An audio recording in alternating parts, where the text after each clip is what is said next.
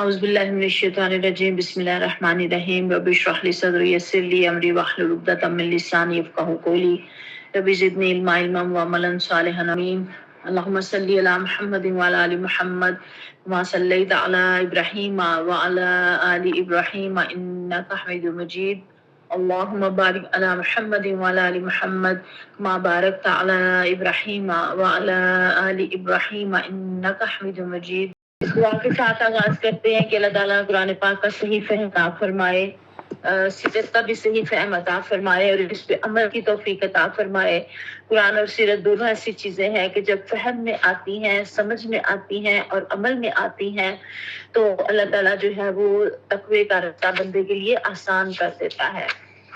ہماری سیرت کی کلاس جو ہے وہ چل رہی ہے اور ہم نے جو ہے وہ کل غزوہ خندق، غزوہ احزاب وہ پڑھا اور غزوہ بنو قریظہ پڑھا، اور آج جو ہے وہ غزوہ احزاب و غزہ کے بعد کی جنگی مہمات جو ہیں ان کے اوپر پڑھیں گے۔ اس میں سب سے پہلے اسلام بن ابی الحقیق کا جو ہے وہ قتل ہے، کیونکہ یہود کے اکابرین مجرمین سے تھا اور مسلمانوں کے خلاف مشرکین کو ورگلانے میں اس نے بہت بڑھ چڑھ کر حصہ لیا تھا۔ سارے آپ جانتے ہیں نا کہ حزاب میں 10,000 افراد جو ہیں سارے کے سارے گروہ جو ہے وہ اکٹھے ہو کے آ گئے تھے، مشرکین مکہ بھی اور باہر سے جتنے قبائل تھے اور مال اور رسد سے ان کی جو ہے وہ اس نے جو ہے وہ امداد کی تھی اور بہت زیادہ اعزاز بھی پہنچاتا تھا۔ اس لیے جب مسلمان بنو قریظہ سے فارغ ہو چکے تو قبیلہ حضرت کے لوگوں نے نبی کریم صلی اللہ علیہ وسلم سے اس کے قتل کی اجازت چاہی، کیونکہ کعب بن اشرف کا قتل جو آپ نے پہلے سنا کہ اوس کی چند صحابہ کے ہاتھوں ہو چکا تھا، تو اس لیے قبیلہ حضرت کی خواہش تھی کہ ہم بھی کوئی ایسا کارنامہ انجام دیں، تو انہوں نے نبی کریم صلی اللہ علیہ وسلم سے اجازت مانگی۔ آپ نے اجازت تو دے دی لیکن تاکید فرمائی کہ عورتوں اور بچوں کو قتل نہ کیا جائے، اور اس کے بعد مختصر سا دستہ جو 5 آدمیوں پر مشتمل تھا اس مہم پر روانہ ہوا۔ یہ سب کے سب قبیلہ حضرت کے شاخ بنو سلمہ سے تعلق رکھتے اور ان کے کمانڈر حضرت عبداللہ بن عتیق تھے، اور انہوں نے جو ہے وہ سیدھا خیبر کا رخ کیا، کیونکہ ابو رافع کا قلعہ جو تھا وہ وہیں پہ تھا، اور لوگ اپنے ڈھور ڈنگر لے کے واپس چلے گئے۔ عبداللہ بن عتیق نے کہا تم لوگ یہیں ٹھہرو، میں جاتا ہوں اور دروازے کے دار کے ساتھ کوئی لطیف ہیلا اختیار کرتا ہوں، ممکن ہے کہ اندر داخل ہو جاؤں۔ اس کے بعد وہ تشریف لے گئے اور دروازے کے قریب جا کر سر پر کپڑا ڈال کر یوں بیٹھ گئے گویا کہ ضائع حاجت کر رہے ہیں۔ پہرے دار نے زور سے پکار کر کہا او اللہ کے بندے، اگر اندر آ جائے تو آ جاؤ ورنہ میں دروازہ بند کر کے جا رہا ہوں۔ اب وہ قلعے کا دروازہ اس میں اندر سارے افراد چلے جاتے تھے، وہ پھر بند ہو جاتا تھا، تو اس نے دیکھا کہ کوئی اندر کا ہی فرد ہے جو باہر بیٹھ لا دیا سارے لوگ ان کے، اور جب سب طرف سکوت ہو گیا تو انہوں نے اٹھ کر چابیاں لی، دروازہ کھول دیا اور اوپر چلے گئے جہاں مجلس ہوتی تھی، اور وہاں کہتے ہیں کہ جو بھی میں دروازہ کھولتا اسے اندر کی جانب سے بند کر لیتا۔ میں نے سوچا تو لوگوں کو میرا پتہ لگ بھی گیا، اور وہ جب وہاں پہ پہنچے تو وہ ایک تاریک کمرے میں تھا تو پتہ نہ چلا۔ وہ کہتے ہیں میں ذرا گھبراہٹ میں تھا اور میں نے تلوار کی ایک ضرب لگائی تو اس نے زور سے چیخ ماری، لہٰذا میں جھٹ کمرے سے باہر نکل گیا اور ذرا دور ٹھہر کر پھر واپس آیا اور آواز بدل کر بولا تیری ماں برباد ہو کیا۔ ایک آدمی نے ابھی وہ بولا تو پتہ چل گیا کہ وہ کہاں پہ ہے، تو انہوں نے پھر عبداللہ بن عتیق رضی اللہ عنہ نے اس کو ایک اور زوردار ضرب لگائی اور اس کو جو ہے وہ ختم کر دیا، اور پھر واپس جو ہے وہ بھاگے جب، تو بھاگتے ہوئے پھر ان کی جو ہے وہ پنڈلی پہ چوٹ لگی اور جو ہے وہ فریکچر وہاں پہ ہو گیا، لیکن وہ کہتے ہیں کہ میں نکلا نہیں۔ اب دیکھیں صحابہ کرام بہادر بھی کس قدر زیادہ تھے نا، اپنی جان کی بازی آرام سے لگا دیتے تھے۔ وہ کہتے ہیں حالانکہ اپنی ٹانگ بھی ٹوٹ گئی ہے لیکن پھر بھی کہتے ہیں میں بیٹھا رہا کہ جب تک مجھے کنفرم نہ ہو جائے کہ یہ مرا ہے یا نہیں مرا تو تب تک میں جو ہے وہ نہیں جاؤں گا۔ تو کہتے ہیں جب مرغ نے بانگ دی تو موت کی خبر دینے والے نے قلعے کی فصیل پر چڑھ کر کہا کہ اہل حجاز کے تاجر ابو رافع کی موت کی اطلاع دے رہا ہوں، اور اب میں اپنے ساتھیوں کے پاس پہنچا اور کہا کہ بھاگ چلو، اور پھر یہ بھاگ کے پیارے قسم کی خدمت میں گئے۔ آپ صلی اللہ علیہ وسلم نے فرمایا اپنا پاؤں پھیلاؤ، میں نے اپنا پاؤں پھیلایا، آپ صلی اللہ علیہ وسلم نے اپنے دستے مبارک پھیرا اور ایسے لگا کہ گویا کوئی تکلیف ہی نہیں تھی۔ یہ بھی پیارے نبی کریم صلی اللہ علیہ وسلم کو اللہ تعالیٰ نے معجزہ عطا کیا ہوا تھا۔ پیچھے ہم نے غزوہ احد میں بھی پڑھا نا، ایک صحابی کی آنکھ باہر نکل آئی تھی تو آپ صلی اللہ علیہ وسلم نے جو ایسے لگا دی تو وہ ایسے زیادہ خوبصورت اور زیادہ چمکدار اور زیادہ اس میں سے نظر آنا شروع ہو گیا. تو یہاں پہ بھی جو ہے وہ، اور پھر ہم نے ہجرت مکہ جو تھی اس میں بھی، ہجرت مدینہ جو تھی مکہ سے مدینہ کی طرف، اس میں بھی ہم نے پڑھا کہ پیارے نبی کریم صلی اللہ علیہ وسلم جب غار ثور میں گئے تو حضرت بکر صدیق نے جب سارے سوراخ بند کر دیے اور ایک سوراخ میں اپنے پاؤں رکھ دیا، ایڑی یا انگوٹھا، تو وہاں انہیں جو ہے وہ کسی زہریلی چیز نے، سانپ نے یا بچھو نے کاٹ لیا، تو پھر وہاں پہ بھی پیارے صلی اللہ علیہ وسلم نے اپنا لعاب دہن لگایا تھا تو ان کو جو ہے وہ آرام آ گیا. اور پھر اس طرح سے یہاں پہ جو ہے وہ پیارے نبی کی قسم جب احزاب اور قریظہ کی جنگوں سے فارغ ہو گئے اور جنگی مجرمین سے نمٹ چکے تو ان قبائل اور عرب کے خلاف تادیبی حملے شروع کیے. اب آپ مجھے گروپ میں لکھ کے بتائیے کہ جو بنو قریظہ ہے وہ کس کے خلاف ہوا تھا، کون سا قبیلہ تھا؟ اور امن اسلام کی گراہ میں سنگ گراہ بنے ہوئے تھے اور قوت قاہرہ کے بغیر پرسکون جو نہیں رہ سکتے تھے اور نہ رہنے دیتے تھے، ان کے خلاف پھر سرایا ہوئے. اور سب سے پہلے سریہ محمد بن مسلمہ جو ہے یہ پہلا سریہ جس کی روانگی عمل میں آئی. یہ 30 آدمیوں کی مختصر سی جماعت تھی اور اس کو نجد کے اندر بکرات کے علاقے میں جو ہے وہ بھیجا. اور یہاں جو ہے وہ بنو بکر بن کلاب کی ایک شاخ تھی. مسلمانوں نے چھاپا مارا تو دشمن کے سارے افراد بھاگ نکلے. مسلمانوں نے چھپائے اور بکریاں ہانک لی اور محرم میں ایک دن باقی تھا مدینہ آ گئے. اس کے بعد غزوہ بنو لحیان ہے اور بنو لحیان وہی ہے جنہوں نے مقام رجی میں 10 صحابہ کرام کو دھوکے سے گھیر کے قتل کیا اور 2 کو اہل مکہ کے ہاتھوں فروخت کر دیا جہاں وہ بے دردی سے جو ہے وہ قتل کیے گئے. اب ان کے ساتھ جو ہے وہ کیونکہ یہ آپس میں اس وقت کفار کے مختلف گروہ جو تھے ان کے اندر جو ہے وہ پھوٹ پڑ چکی ہوئی تھی اور ایک لحاظ سے جو ہے وہ اب پہلے سے کمزور پڑ چکے ہوئے تھے، جیسے پہلے اکٹھے سارے جم کے آئے تھے لڑنے کے لیے. تو اب ابو لحیان سے رجی کے مقتولین کا بدلہ لینے کا وقت آ گیا. اس کے بعد آساسم یلغار کرتے ہوئے اسفان کے درمیان بدن غران نامی ایک وادی ہے وہاں پہ پہنچے جہاں آپ کے صحابہ کرام کو شہید کیا گیا تھا. دھوکے سے ہم نے پیچھے پڑھا تھا نا کہ دھوکے سے ان کو بلا کے کافروں نے جو ہے وہ شہید کر دیا تھا. بلایا اس لیے کہ آ کے کچھ دین کی ہمیں تبلیغ کریں اور ہمیں دین سکھائیں. تو پیارے وسلم نے ان کو بھیج دیا صحابہ کرام کو اور ان کو وہاں دھوکے سے انہوں نے جو ہے وہ قتل کر دیا، شہید کر دیا. تو ان کی پھر ان کا جو ہے وہ بدلہ لیا. اور پھر آپ وہاں پہنچے جہاں شہداء تھے، انہوں نے وہاں پہنچ کے ان کے لیے رحمت کی دعائیں کی. اور پھر ابو لحیان کو جو ہے وہ آپ سسم کی آمد کی خبر ہو گئی اور وہ پہاڑ کی چوٹیوں پر نکل بھاگے اور کوئی آدمی بھی گرفت میں جو ہے وہ نہ آ سکتا. اور پھر جو ہے وہ آپ نے اسفان کا قصد کیا، وہاں سے 10 شہسوار جو ہے وہ بھیجے تاکہ قریش کو بھی آپ کی آمد کی خبر ہو جائے. اس کے بعد آپ سسم کل 14 دن مدینے سے باہر گزار کر مدینہ پہ واپس تشریف لے آئے. اس مہم سے فارغ ہو کے رسول اللہ صلی اللہ علیہ وسلم نے پے در پے فوجی مہمات اور سیرے جو ہے وہ روانہ کیے کیونکہ سارے قبائل جو ہے وہ مل کے آ گئے تھے احزاب میں اور جو ہے وہ سارے قبائل جو ہے وہ دشمن بن گئے تھے. تو اب ان سے نبڑنا ضروری تھا نا، اگر ان کو چھوڑ دیا جاتا تو وہ کل کو پھر دوبارہ سر اٹھاتے اور پھر وہ آ جاتے. تو اس لیے پھر جو ہے وہ پیارے وسلم نے ایک سریہ غمر جس کو کہا جاتا ہے حضرت عکاشہ رضی اللہ تعالیٰ عنہ کو 40 افراد کی کمان دے کر مقام غمر کی طرف جو ہے وہ روانہ کیا. یہ بنو اسد کے ایک چشمے کا نام ہے. اور مسلمانوں کی آمد سن کر دشمن بھاگ گیا اور مسلمان ان کے 200 اونٹ مدینہ ہاک لائے. سریہ ذوالقصہ ہے. پھر اس کے بعد حضرت محمد بن مسلمہ رضی اللہ عنہ کی سربراہی میں 10 افراد کا ایک دستہ جو ہے وہ اس طرف پیارے نبی کریم صلی اللہ علیہ وسلم نے جو ہے وہ روانہ کیا. اور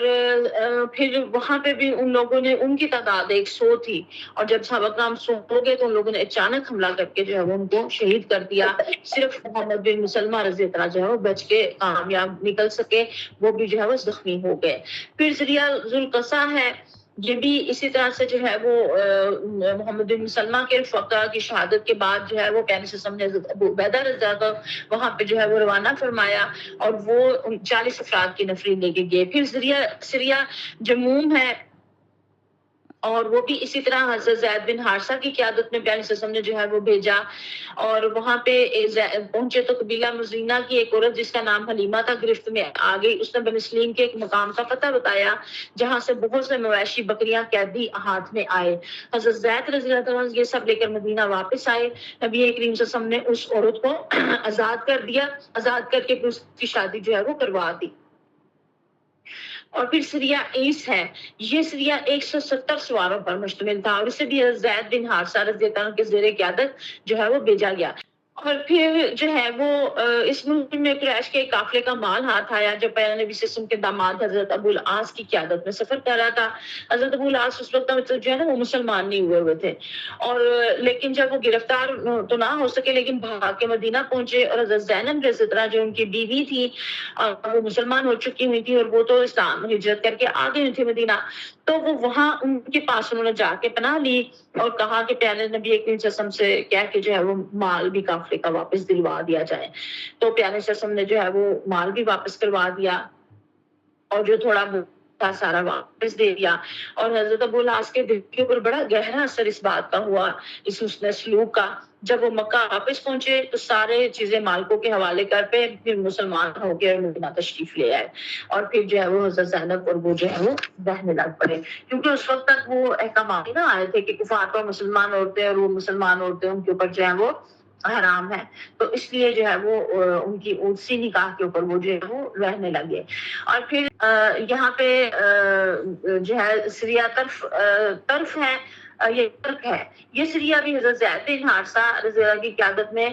جو ہے وہ روانہ ہوا، اور حضرت زید کے ساتھ صرف 15 آدمی تھے، لیکن بدو خبر پاتے ہی راہ فرار جو ہے وہ کی حضرت زید کو 4 اونٹ ملے اور 4 روز بعد وہ واپس آ گئے۔ پھر سریہ وادی القرا ہے، یہ سریہ 12 آدمیوں پر مشتمل تھا، اور اس کے کمانڈر بھی حضرت زید رضی اللہ تعالیٰ عنہ تھے۔ پھر سریہ خبت ہے، خبت کہتے ہیں کہ پتے جھاڑنے والے کو، اور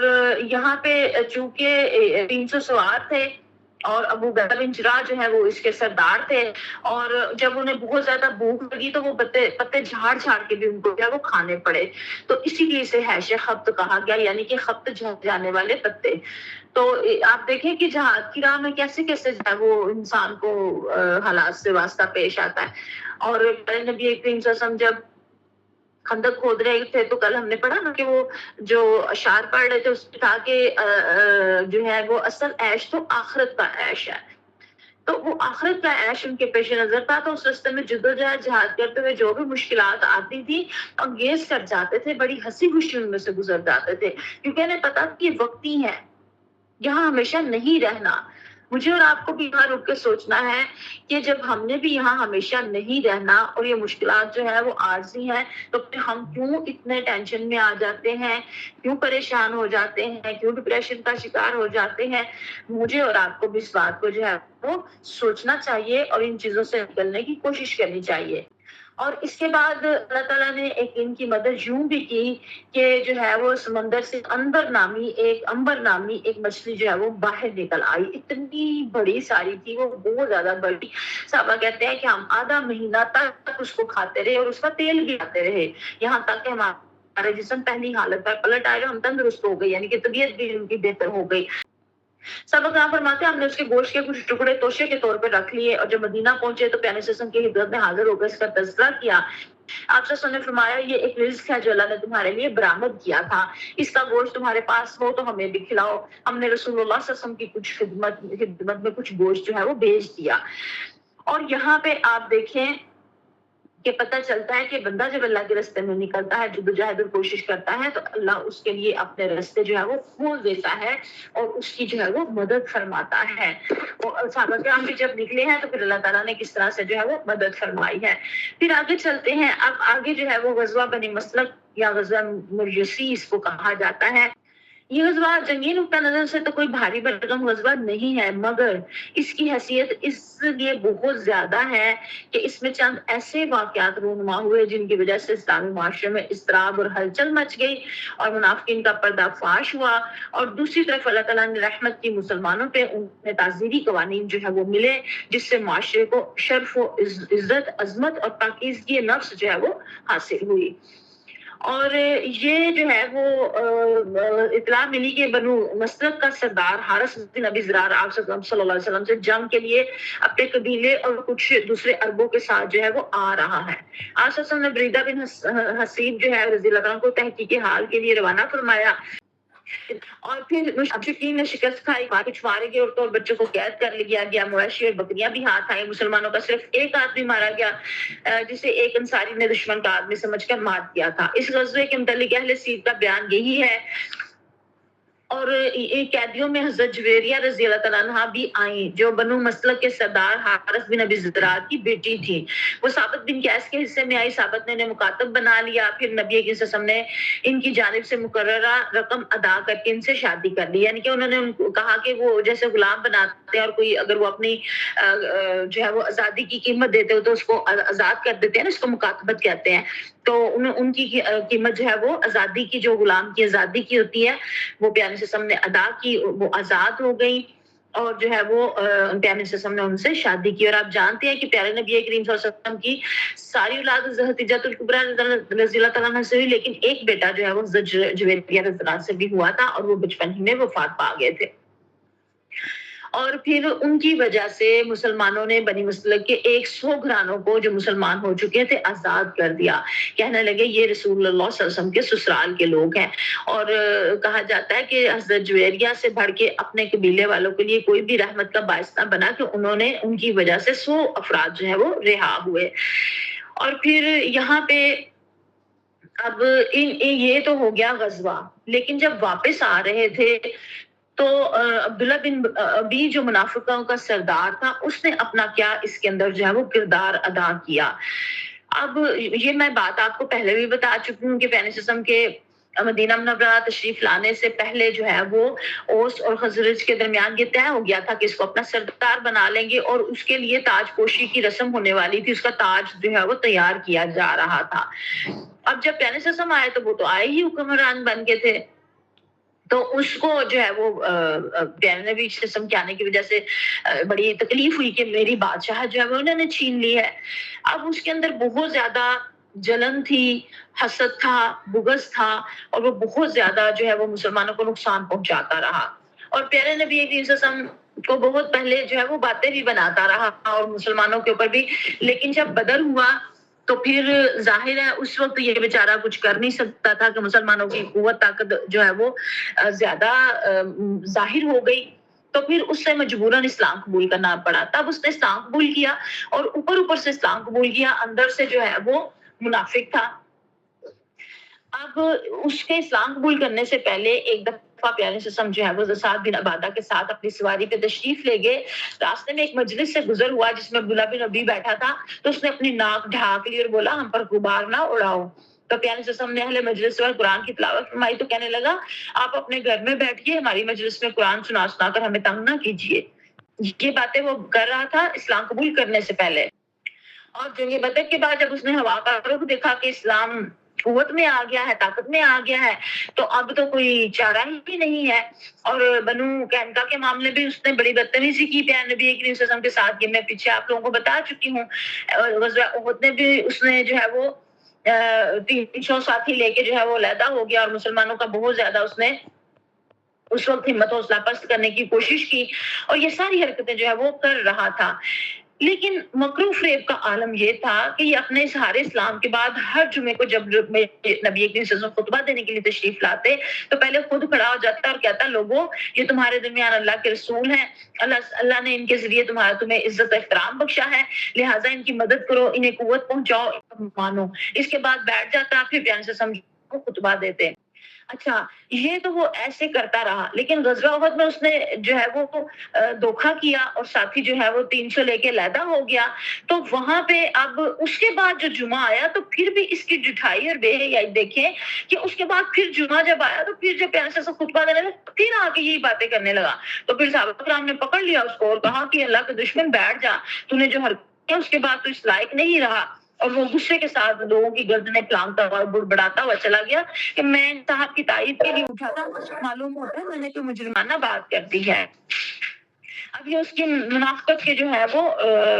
سارے جو ہے وہ پول کھل رہے تھے۔ اچھا، اب یہاں پہ اس نے یہاں پہ کیا کیا کہ اس غزوے سے جب واپس آ رہے تھے تو جو ہے وہ حضرت عثمان غنی رضی اللہ عنہ کا غالباً جو ہے وہ غلام پانی پینے کے لیے۔ اچھا، اس سے پہلے یہ تھا کہ نبی کریم صلی اللہ علیہ وسلم جب اس موقع پر جو ہے اللہ تعالیٰ نے آیات نازل کی جنگ خندق کے موقع پہ بھی آپ جانتے ہیں کس طرح کھلبلی مچانے کی کوشش کی، اور وہاں پہ بھی جو ہے وہ اللہ تعالیٰ نے قرآن پاک کی جو ہے وہ آیات نازل فرمائی سورہ احزاب کی، اور پتہ چلا کہ ان کی نفسیات اور ان کا انداز فکر اور ان کا طرز عمل اور ان کی خود غرضی اور موقع پرستی سارا اللہ تعالیٰ نے جو ہے وہ نقشہ کھینچ کے اس کے اندر جو ہے وہ رکھ دیا۔ تو اب ان کا پروگرام جو ہے وہ زیادہ کھل کے سامنے آیا کہ حضرت زید بن حارثہ رضی اللہ عنہ نے جب حضرت زینب کو طلاق دی اور نبی کریم صلی اللہ علیہ وسلم نے ان سے شادی کی، اور عرب کا دستور یہ چلا آ رہا تھا کہ متبنہ جو منہ بولا بیٹا ہوتا ہے وہ حقیقی بیٹے کا درجہ دیا جاتا تھا، تو اسی طرح وہ حقیقی بیوی کو حقیقی بیٹے کی بیوی سمجھ کی طرح جو ہے وہ حرام سمجھتے تھے۔ اس لیے جب نبی کریم صلی اللہ علیہ وسلم نے حضرت زینب سے شادی کی تو منافقین کو نبی کریم صلی اللہ علیہ وسلم کے خلاف شور و شغب برپا کرنے کی جو ہے وہ دو کمزور پہلو ہاتھ میں آئے، اور انہوں نے بہت شور جو ہے وہ شور مچایا اس کے اوپر۔ اور چونکہ اس وقت زینب نبی کریم صلی اللہ علیہ وسلم کی 5ویں بیوی تھی، اور جبکہ قرآن نے 4 سے زیادہ بیاہ رکھنے کی اجازت نہیں دی تھی، لیکن اللہ تعالیٰ نے نبی کریم صلی اللہ علیہ وسلم کو کیونکہ ان کے ذمہ ایک بہت بڑا احکام تھا، تو اس لیے جس کی ذمہ داری زیادہ ہوتی ہے اس کو کچھ مراعات بھی دی جاتی ہیں اور اختیارات بھی دیے جاتے ہیں تاکہ اپنی ذمہ داری کو عمدہ انداز میں ادا کر سکیں۔ اب نعوذ باللہ مستشرقین جو بہت زیادہ باتیں بناتے ہیں اس بات کے اوپر، میں نے سب کی شادی کے اوپر، تو پیارے نے شادی تو آپ دیکھیں حضرت تجارت الکبریٰ علیہ السلام سے اس وقت کی جب خود وہ 25 سال کے تھے، ایج ان کی اتنی زیادہ تھی، اور جو ہے وہ خود 25 سال کے تھے، حضرت خدیجہ کی عمر جو ہے وہ زیادہ تھی، اور اس کے بعد بھی جو شادی کی سودا رضی اللہ عنہ سے تو وہ بھی بڑی عمر کی تھی، وہ بھی ضرورت کے تحت تھی کہ گھر میں بچے چھوٹے تھے، اور اس کے بعد بھی جتنی شادیاں ہوئی کسی نہ کسی جو ہے وہ ضرورت اور کسی نہ کسی اس کے تحت ہوئی۔ تو اب اللہ تعالیٰ نے ان کو اجازت اس چیز کی دی تھی، لیکن اب یہاں پہ انہوں نے بہت زیادہ اس کا جو ہے وہ پروپیگنڈا کیا۔ اب پیارے قسم کا میدان جنگ میں تو مقابلہ نہیں کر سکے، اب چونکہ پیارے نبی کریم صلی اللہ علیہ وسلم اور ان کے ساتھی بہت زیادہ اخلاق کے اعلیٰ مرتبے کے اوپر قائم تھے، تو اس لیے انہوں نے پھر جو ہے وہ اس طرف آ کے وار کرنے شروع کیے کہ ہم ان کے اس چیز کے اوپر جو ہے وہ زیادہ سے زیادہ خرابیاں نکال کے اچھالیں تاکہ یہ اپنا اصل کام اور اصل مشن جو ہے وہ سر انجام نہ دے سکے۔ اور زید اور زینب کے حوالے سے آپ سن چکے پڑھ چکے کہ بہت زیادہ انہوں نے پروپیگنڈا کیا۔ اور پھر یہاں پہ جو ہے وہ پیارے نبی کریم صلی اللہ علیہ وسلم نے پھر یہاں جب یہ سارے حالات آپ کے سامنے آئے اور یہاں پہ جو ہے وہ سورہ احزاب کی آیات نازل ہوئی کہ یا ایھا النبی اتق اللہ ولا تطیع الکافرین والمنافقین ان اللہ کان علیما حکیما، اے نبی اللہ سے ڈرو اور کافرین اور منافقین سے نہ ڈرو، بے شک اللہ جاننے والا حکمت والا ہے۔ اور پھر منافقین کی حرکتوں اور کارروائیوں کا جو ہے وہ یہاں پہ ساری جو ہے وہ اللہ تعالیٰ نے اشارہ کیا، اور قرآن پاک میں اللہ تعالیٰ نے فرمایا وہ دیکھتے نہیں ہیں کہ ہر سال 1 بار یا 2 بار فتنے میں ڈالا جاتا ہے، وہ نہ توبہ کرتے ہیں نہ نصیحت پکڑتے ہیں۔ اور پھر غزوہ بنی مصطلق میں منافقین نے کیا کردار ادا کیا، اللہ تعالیٰ نے قرآن پاک میں اس کی طرف اشارہ کیا، اگر وہ تمہارے اندر نکلتے تو تمہیں مزید فساد ہی سے دوچار کرتے اور فتنے کی تلاش میں تمہارے اندر تردد کرتے۔ اور اب غزوے میں انہیں بھڑاس نکالنے کا موقع جو ہے وہ ہاتھ میں آیا، جس کا فائدہ اٹھا کے انہوں نے مسلمانوں کے صفوں کے اندر خاصا اضطراب اور انتشار ہے وہ برپا کیا۔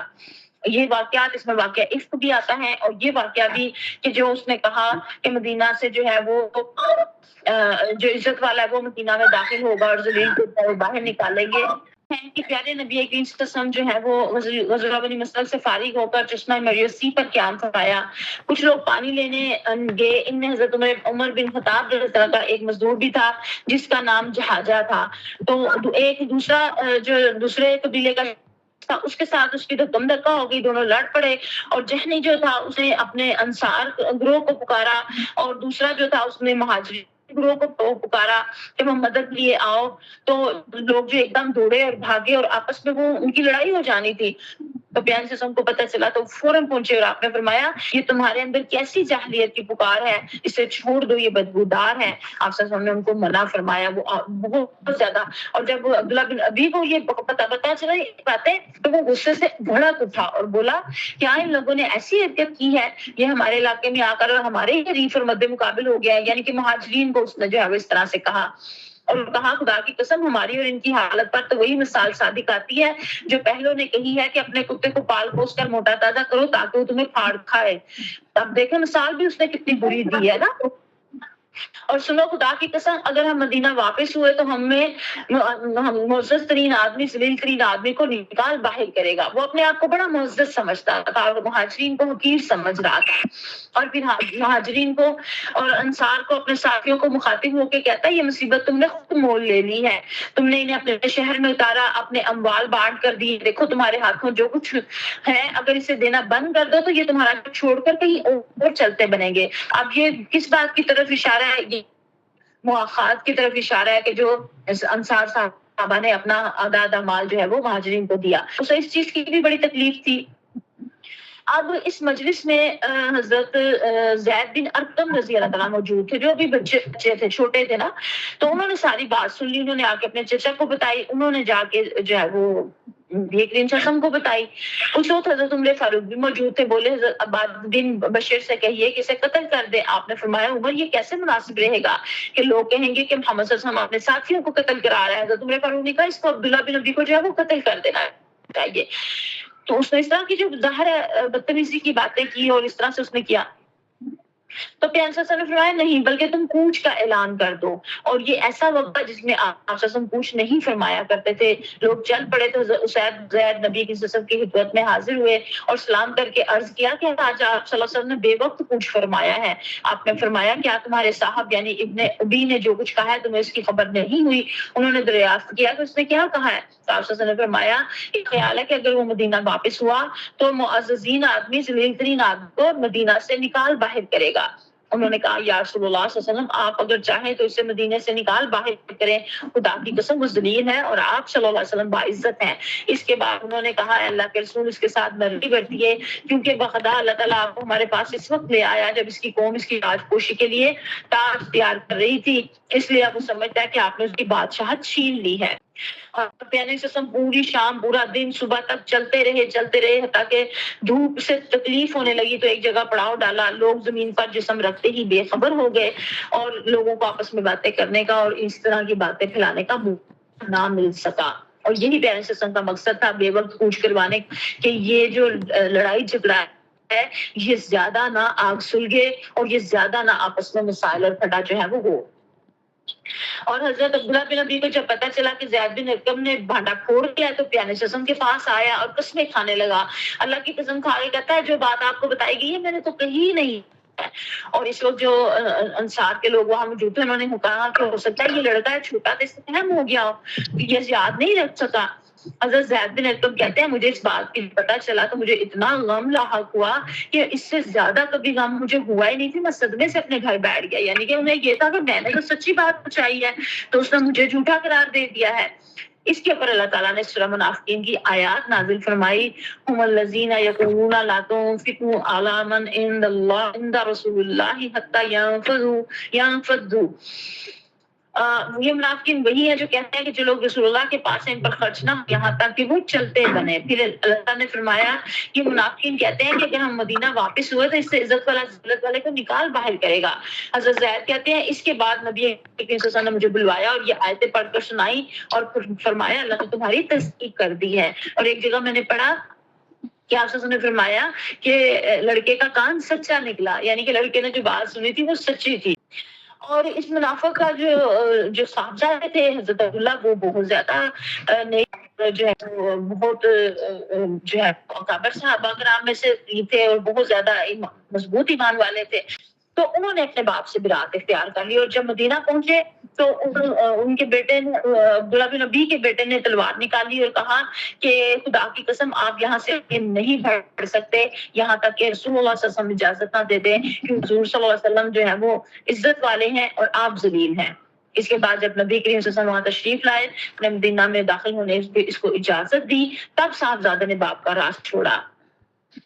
اور یہ بھی ساتھ کہا کہ اللہ کے رسول اگر آپ قتل کرنے کا ارادہ رکھتے ہیں تو مجھے بتائیں میں اس کا سر اتار کے آپ کی خدمت میں رکھ دوں گا. یہ دیکھیں یہ ہے ایمان کہ وہ باپ نبی کی وسلم کے خلاف ہے تو وہ بیٹا کہہ رہے کہ میں اس کا سر ہی اتار دیتا ہوں اگر یہ اس طرح سے آ. اور پھر حضرت عمر سے پیارے نبی صلی اللہ علیہ وسلم نے فرمایا کہ عمر آپ بتاؤ یہ بہتر ہے یا وہ بہتر تھا جو انہوں نے اس وقت کہا تھا نا کہ اس کو قتل کر دیا جائے، تو اس وقت انہوں نے آپ سے فرمایا اس وقت قتل کیا جاتا تو بہت سارے لوگ انتشار پیدا ہوتا، بہت زیادہ غصے سے بھڑکنے لگ پڑتے، لیکن اب اس نے اپنی حرکتیں ہی ایسی کی اور ایسی باتیں کی جو کھل گئی، تو ان کے اپنے بیٹے نے ہی اس کو جو ہے وہ روک دیا۔ اس کے بعد جو ہے وہ واقعہ عفق بھی اسی غزوے کے دوران جو ہے وہ ہوا، اور اس نے بہت زیادہ جو ہے وہ مشکل حالات میں ڈالا پیارے نبی کریم صلی اللہ علیہ وسلم کو، بڑی آزمائش میں ڈالا، حضرت صدیقہ رضی اللہ عنہا کو بڑی آزمائش میں ڈالا، اور لیکن اس آزمائش میں سے اللہ تعالیٰ نے خیر نکال دی۔ قرآن پاک میں سورہ نور میں اللہ تعالیٰ کہتے ہیں اس واقعے کو تم اپنے حق میں جو ہے وہ شر نہ سمجھو، بلکہ اس کو تم اپنے حق میں خیر ہی سمجھو۔ اور ہوا کیا، حضرت عائشہ صدیقہ رضی اللہ عنہا اپنا واقعہ یہ سارا خود سناتی ہیں، پوری حدیث مبارکہ ہے قرآن پاک میں، جب ہم سورہ نور پڑھتے ہیں تو وہاں انشاءاللہ تعالیٰ آپ لوگوں نے پڑھا اور سنا ہوگا، میں مختصراً جو ہے وہ آپ کو بتا دیتی ہوں۔ حضرت عائشہ صدیقہ فرماتی ہیں کہ جب اس غزوے میں پیارے صلی اللہ علیہ وسلم تشریف لے گئے تو میں ان کے ساتھ تھی، پیارے صلی اللہ علیہ وسلم قرآن ڈالتے تھے، اور جن جو ہے وہ امہات المومنین میں سے جن کا نام آتا ان کو اپنے ساتھ قرے کے ساتھ جو ہے وہ وہاں لے جاتے، تو عائشہ کا نام نکلا، وہ لے گئی، اور جب قبیلہ جو ہے وہ وہاں سے قافلہ جو ہے وہ کوچ کر گیا تو ان کا ہارٹ جو ہے وہ گر گیا، تو وہ اپنا ہارٹ ڈھونڈنے گئی تھی، تو قبیلہ کوچ کر گیا واپس، جب وہ جنہوں نے ہودج اٹھایا اونٹ کے اوپر وہ رکھا تو انہیں لگا کہ شاید وہ صحابیہ اس کے اندر ہی ہیں۔ حضرت عائشہ کیونکہ وہ ہلکی پھلکی تھی، وہ کہتی ہیں کہ خوراک کی کمی کے باعث لوگ جو ہے وہ بہت کم کھاتے تھے اور بہت ہلکے پھلکے جسم کے تھے، تو وہ انہیں پتہ ہی نہ چلا کہ وہ ساتھ ہیں کہ نہیں ساتھ ہیں، تو جب وہ اپنا ہاتھ ڈھونڈ کے واپس آئے، لشکر جا چکا تھا، تو وہ وہیں پہ لیٹ گئی، انہوں نے کہا ابھی کوئی نہ کوئی آئے گا دیکھے گا، میں جب نہیں ملوں گی تو مجھے ڈھونڈنے کوئی آئے گا، تو حضرت عائشہ صدیقہ رضی اللہ عنہا کی آنکھ لگ گئی، اور صفوان بن معطل رضی اللہ تعالیٰ یہ وہاں سے گزرے، تو انہوں نے جو ہے وہ پیچھے قافلے کے رہ جاتے تھے اور پیچھے سامان وغیرہ سمیٹ کے جو ہے وہ آتے تھے، تو جب وہ وہاں سے گزرے تو انہوں نے انا للہ و انا الیہ راجعون پڑھا، اور حضرت عائشہ صدیقہ کی فوراً آنکھ کھل گئی، اور انہوں نے جو ہے وہ فوراً جو ہے وہ اٹھ گئی ہونا، اور ان صحابی نے پردے کی آیات نازل ہونے سے پہلے حضرت عائشہ صدیقہ کو دیکھا ہوا تھا، انہوں نے کہا انا للہ و انا الیہ راجعون، نبی کی بیوی، یعنی کہ انہیں ہوا کہ یہ یہاں پہ رہ گئی ہیں، تو انہوں نے اور بات کوئی نہیں کی، خاموشی سے اپنا اونٹ لا کے پاس بٹھا دیا۔ حضرت عائشہ فرماتی ہے میں اس پہ بیٹھ گئی اور وہ لے کے قبیلے میں قافلے میں آ گئے۔ اب سب سے پہلے جو ہے وہ اس نے قبیص عبداللہ بن ابی نے جو ہے وہ دیکھا، اور اس کو موقع مل گیا کہ وہ اپنی بھڑاس جو ہے وہ نکالے، اور اس نے بہت غلط قسم جو ہے وہ باتیں بنائی، اور حضرت عائشہ جو ہے وہ بہت بیمار ہو گئی، تو وہ کہتی ہیں کہ پیغمبر صلی اللہ علیہ وسلم عام روٹین میں تو میرا بڑا پتہ کرتے، لیکن آج کل آتے تھے تو اتنی بات نہیں کرتے تھے، تو مجھے ہوا کہ پتہ نہیں کیا وجہ ہے، لیکن انہیں پتہ نہیں تھا کہ اصل میں بات ہوئی کیا ہے۔ پھر وہ اپنے والدین کے گھر چلی گئی، وہاں پہ جب ان کے ساتھ وہ اپنی جو ملازمہ تھی ان کے ساتھ رفع حاجت کے لیے جانے لگی ام مستہ، تو وہ کہیں انہیں ٹھوکر لگی ام مستہ کو، تو انہوں نے جو ہے وہ اپنے بیٹے کو برا بھلا کہا، بد دعا دی نا، کہ تو انہوں نے کہا حضرت عائشہ نے کہ تم اپنے بیٹے کو کیوں ایسے کہہ رہی ہو، تو انہوں نے پھر بتایا کہ یہ پروپیگنڈا سارا ہو رہا ہے اور وہ اس میں شریک ہے۔ وہ کہتی ہے میں تو اتنا زیادہ روئی، اتنا پریشان ہوئی، اور میں جس کام کے لیے آئی تھی وہ مجھے بھول گیا، اور میں واپس گئی، اور پھر کتنا تقریباً ایک ماہ اس ساری یہ واقعات سنانا اور بتانا جو ہے وہ بڑا آسان ہے، لیکن اس کو اپنی آپ کو اس جگہ رکھ کے سوچیں تو یہ بہت بڑی بات ہے، یہ چھوٹی بات نہیں ہے۔ حضرت عائشہ صدیقہ رضی اللہ عنہا فرماتی ہیں کہ ان کے والدین بھی ظاہر ہے حضرت بکر صدیق اور ان کی والدہ بھی بہت زیادہ پریشان ہیں، لیکن کیا کچھ نہیں رہے ہیں۔ تو ایک دن پیارے سے سمجھا وہ تشریف لے کے گئے اور فرمایا جو ہے وہ انہوں نے کلمہ شہادت پڑھا اور پھر خطبہ دیا اور کہا کہ عائشہ مجھے تمہارے متعلق ایسی اور ایسی بات کا پتہ لگا، تم اس سے بری ہو تو اللہ عنہ قریب تمہاری برات ظاہر فرما دے گا، اور اگر خدا نہ خواستہ تم سے کوئی گناہ سرزد ہو گیا ہے تو تم اللہ تعالیٰ سے مغفرت مانگو اور توبہ کرو، کیونکہ بندہ جب اپنے گناہ کا اقرار کر کے اللہ کے حضور توبہ کرتا ہے تو اللہ تعالیٰ اس کی توبہ قبول کر لیتے ہیں۔ حضرت عائشہ فرماتی ہے میں رو رہی تھی تو میرے ایک دم آنسو تھم گئے، اور میں نے اپنے والدین سے کہا کہ آپ جواب دیں، انہوں نے کوئی جواب نہ دیا، انہوں نے کہا ہم کیا جواب دیں، تو حضرت عائشہ نے خود ہی کہا واللہ میں جانتی ہوں یہ بات سنتے سنتے آپ کے دلوں میں، آپ لوگوں کے دل میں بیٹھ گئی ہے اور آپ لوگوں نے اسے بالکل سچ سمجھ لیا ہے، اس لیے اگر میں یہ کہوں کہ میں بری ہوں اور اللہ جانتا ہے کہ میں بری ہوں تو آپ لوگ میری بات سمجھ نہ سکیں گے۔ اور سچ نہ سمجھیں گے، لیکن اگر میں اعتراف کر لوں تو اللہ جانتا ہے کہ میں یہ بات صحیح نہیں ہے۔ تو انہوں نے کہا کہ میں ایسی صورت میں بس یہی کہتی ہوں کہ جو یوسف علیہ السلام کے والد نے کہا تھا، کہتی مجھے دکھ غم میں اس وقت ان کا نام بھی بھول گیا، یعقوب نا، تو کہتی میں نے کہا یوسف علیہ السلام کے والد نے کہا تھا صبر جمیل واللہ المستعان علی ما تصفون، کہ صبر ہی بہتر ہے اور تم لوگ جو کچھ کہتے ہو اس پر اللہ کی مدد مطلوب ہے۔ تو حضرت عائشہ صدیقہ فرماتی ہیں کہ دوسری طرف جا کے میں لیٹ گئی تو اسی وقت پیارے وسلم کے اوپر وہی نازل ہوئی اور یہ سورہ نور کی ساری آیات نازل ہوئی، اور جو ہے ان کی برات اللہ تعالیٰ نے خود فرمائی، اور حضرت عائشہ کو پیارے وسلم نے خوشخبری دی کہ اللہ تعالیٰ نے تمہیں بری کرا۔ تو ان کی والدہ بولی خوشی کے ساتھ کہ نبی صلی اللہ علیہ وسلم کی طرف اٹھو، یعنی کہ شکریہ ادا کرو۔ تو انہوں نے کہا کہ واللہ میں تو ان کی طرف نہ اٹھوں گی، یعنی کہ میں ان کا شکریہ ادا نہیں کروں گی، میں تو اپنے رب کا کروں گی۔ اب یہاں پہ ایک بیوی کا بھی اپنے شوہر کے ساتھ ناز اور انداز کا بھی پتہ چلتا ہے کہ وہ اس موقع پر انہوں نے کہا کہ میں اللہ کے شکر ادا کروں گی، اور سورہ نور کی 10 آیات جو ہے وہ نازل ہوئی۔ اور جنہوں نے الزام تراشی کی تھی مصطح بن اساسہ، حسان بن ثابت، حمنا بن جہد اور رضی اللہ تعالیٰ عنہم، اور چونکہ غلطی سے بھی ہوا، اور اللہ کے قرآن پاک میں کہتے ہیں کہ کیوں تم لوگوں کی زبانیں ایک بات کو آگے سے آگے لے کے چلتی گئی، اور کیوں نہ تم لوگوں نے تصدیق کی، اور یہ ساری باتیں کیوں نہ تم نے خود سے نیک گمان کیا، یہ سارے ہم پڑھ چکے ہیں۔ تو پھر اس میں جس نے حصہ لیا تھا، آپ دیکھیں اللہ کا قانون بے لاگ ہے، اتنے جو ہے وہ صحابہ کرام ہے، لیکن پھر وہ سزا جو تھی الزام لگانے کی، وہ 80 کوڑے جو ہے وہ سزا بھی ملی، اور پھر ایک پورا اس میں جو ہے وہ لگا، اور اس کے بعد جو ہے وہ رفتہ رفتہ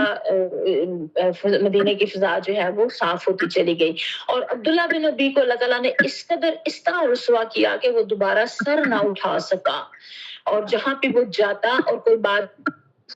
کرنے کی کوشش کرتا جیسے پہلے کرتا تھا، لوگ اس کے پیچھے خود ہی پڑ جاتے اور اس کو عتاب کرتے، اسے سخت سست کہتے۔ یہ دیکھ کے پیارے وسلم نے پھر وہی بات جو ہے میں نے آپ سے کہی کہ آپ نے فرمایا کہ عمر یہ زیادہ بہتر ہے، یا وہ والی بات جو ہے وہ زیادہ بہتر تھی۔ تو حضرت عمر فاروق نے فرمایا واللہ میری سمجھ میں خوب آ گیا ہے کہ رسول اللہ صلی اللہ علیہ وسلم کا معاملہ میرے معاملے سے زیادہ بابرکت، یعنی کہ اللہ اور اللہ کے رسول زیادہ بہتر جانتے ہیں۔ تو یہ سارے حالات اور آپ دیکھیں کہ ایسے لگتا ہے کہ سیرت پڑھیں تو آغاز سے لے کے اختتام تک ایسے لگتا ہے کہ ایک طوفان ہے جیسے کہ جو کہیں نہ تھم رہا ہے نہ رک رہا ہے، مشکلات ہی مشکلات جو ہے وہ آتی چلی جاتی ہیں، لیکن پیارے نبی کریم صلی اللہ علیہ وسلم، ہمارے آقا صلی اللہ علیہ وسلم اور ان کے صحابہ کرام اور صحابیات، ان کے ساتھی ثابت قدم رہے، ڈٹے رہے، کھڑے رہے اور اپنے مشن کو جو ہے پورا کیا۔ اللہ تعالیٰ کی مدد بھی ہر موقع پہ آتی رہی۔ تو حضرت عائشہ صدیقہ رضی اللہ عنہا جو ہے وہ طفیل، ان کی برکت رحمت سے اللہ تعالیٰ نے پھر ہمیں جو ہے وہ سارے قوانین عطا فرمائے جو سورہ نور کے اندر آتے ہیں، کہ جن کو جو ہے حد کے بھی، حدود کے بھی قوانین جو ہے ہم کہتے ہیں، تعزیری قوانین جن کو کہا جاتا ہے۔ اللہ تعالیٰ مجھے اور آپ کو بہت زیادہ اس کا فہم عطا فرمائے اور اس پہ عمل کی توفیق عطا فرمائے۔ وآخر دعوانا الحمدللہ رب العالمین۔